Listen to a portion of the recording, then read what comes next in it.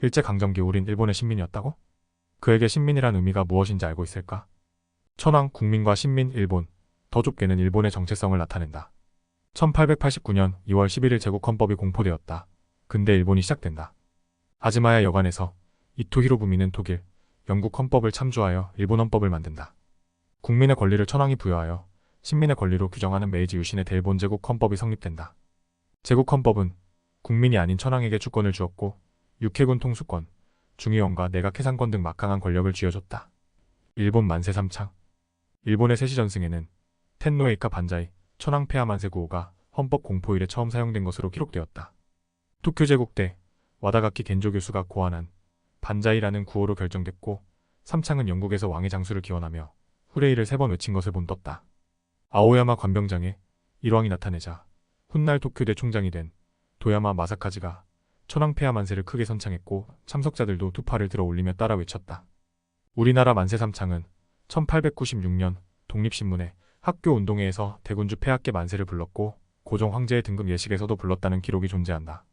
1912년 미노베 다스키치는 헌법 강화에서 독일 옐리네크 국가법인설에 근거한 천황은 국가의 최고기관이라는 천황기관설 발표하며 국가공인 학설이 된다. 타이완 침공을 통해 국가관과 애국심을 체화하며 일본과 일본 국민의 정체성이 형성된다. 호텔 중심의 스시 음식점은 서구인들에게 인정받고 싶은 일본인의 열등감이며 한편으로는 일본의 타 민족에 대한 우월의식, 인종차별의 내재화를 뜻한다. 메이지 유신 헌법은 박정희 유신 헌법의 원형이 된다. 새마을운동은 유신 이념의 실천운동으로 규정되었다. 근면, 자조 협동의 새마을운동은 1930년대 조선 총독 우카키가 주창한 자립, 근검, 협동공영, 충군의 국의 농촌진흥운동의 폭사판이다. 국채 명징. 1938년 일본 제국학사원은 국채를 만세일기의 천황이 일본에 군림하고 천황의 군덕이 천양무궁이 사이를 덮고 신민도 천황의 사업을 협찬하여 의는 군신과 같고 정은 부모 자식같이 하여 충효일치에 의해 국가의 진운을 부지하는 일본 독자의 사실이라고 정의했다. 일본 서기 신국사상은 몽고 침략기 요시다 신도에 의해 황통의 절대적 우월성으로 정립된다. 이후 토쇼다의 공개는 일본 민족 우월성을 모토오리 노리나가에 의해 황국사상은 완성된다. 이런 국제관념은 에도 막부 말기 일본 국수주의 사상인 미토학에서 발전되어 요시다 쇼인에 의해 천황 중심의 신국, 국채론과 정할론으로 일본판 제국주의는 출발한다. 메이지 시대 교육 직업, 군인 칙유, 소신 교과서 등을 통해 강화되다가 1930년대에 이르러 절정기를 맞았다. 1910년대 자유민권운동, 1920년대 사회주의에 대항한 일본 문부성이 펴낸 국채의 본위, 국채 명징 운동을 통해 일본은 군국주의로 귀결된다. 1945년 8월 일본이 포츠담 선언을 받기로 하면서 항복 조건은 일본 국민의 생명과 재산의 보호가 아닌 국채호제였다. 윤석열 국채는 누구를 추종하는지 궁금타? 교육직업. 1936년 부임한 미나미 조선 총독은 국채 명징 즉 천황 중심의 국가체제를 분명히 하는 이를 교육지표로 내세웠다. 천황을 국민의 절대적 충성 대상으로 하는 교육직원은 조선 총독에게 하달되어 식민지 교육 이념의 뿌리가 되었다. 조선교육령 제2조는 교육은 충량한 국민을 기르는 본의로 한다고 규정했다. 이때 국민은 황국신민, 충은 일본 천황에 대한 충성, 양은 순순히 복종하는 노예 근성을 가리킨다. 3대 교육강령, 덴노 절대 권한을 분명하게 인식시키는 국채 명징, 조선인도 덴노 백성라는 내선일체, 충성심을 기르기 위해 훈련에 각고의 노력을 다한다는 인고단련. 1890년 10월 국가제일주의, 애국심으로 제정된 교육직원은 신민으로서 전장에 나가 천황을 위하여 목숨을 바치는 것은 영광인 것이다. 이등 시민이란 정치참정권 박탈, 군징집 제외, 언어, 종교, 교육에 대한 제한, 이동 제한, 표현 및 공동체 결성의 자유 제한, 결혼 제한, 주택 등 재산 소유권에 대한 제한이 있다. 친일파들은 이등 신민으로 차별 대우를 받던 조선인들에게 천황을 위해 죽을 수 있는 영광이라고 징병제를 두둔한다. 교육직원은 1945년 일본의 패전 이전 군부와 관원에 의한 사상통제 도구였다. 이로써 일본은 전쟁국가로 변모한다. 메이지 정부는 청일, 러일 전쟁 승리를 천황제의 승리로 전파했고 제국헌법과 교육직어의 권위도 높아졌다. 군인용 교육직어인 군인치규는 황군 정신을 다졌다. 찬란한 병영국가의 탄생이다. 천황의 충성스러운 백성으로서의 맹세를 뜻하는 황국신민서사는 조선인 이각종이 초안을 총독부 항무국 과장 김대우에 의해 참석자 모두 황국신민서사를 암송하도록 강제했다.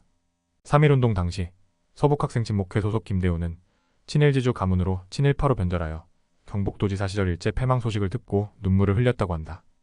해방 이후 민족교육자로 변신하는 친일배족파는 천황의 신민이 된 것을 영광으로 인식하여 징병제, 종군이 안보 모집에 적극 앞장선다.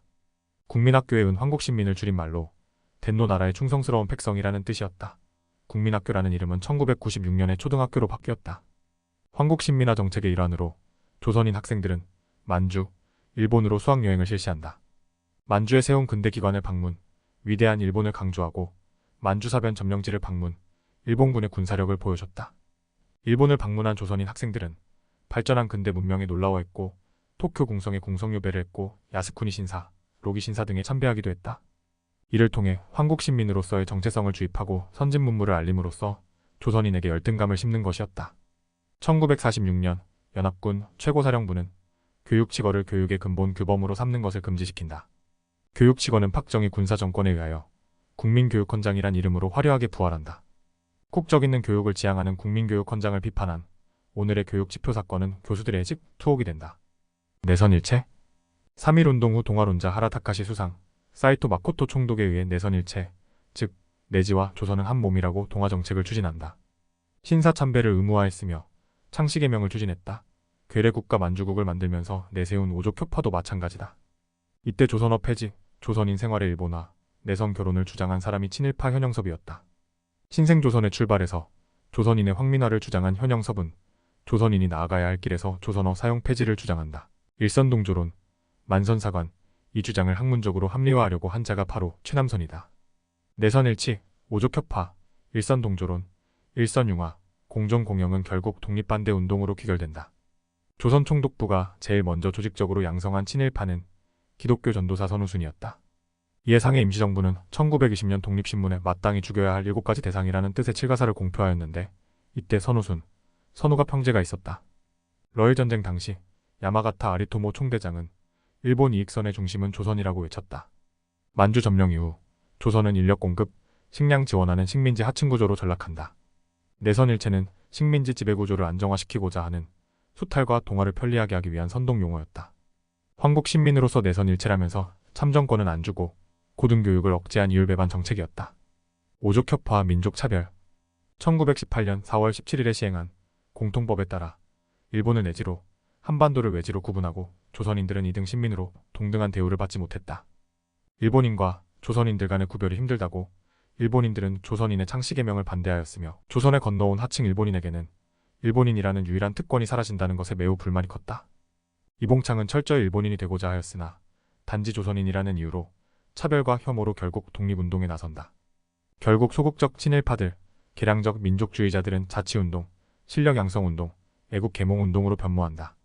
그 이면엔 차별로부터 탈출하여 일본인 이상의 일본인이 되고자 하는 열망이 있었기 때문이다. 총독부 만주 이주 정책과 이를 위한 선만 이민훈련소 설립.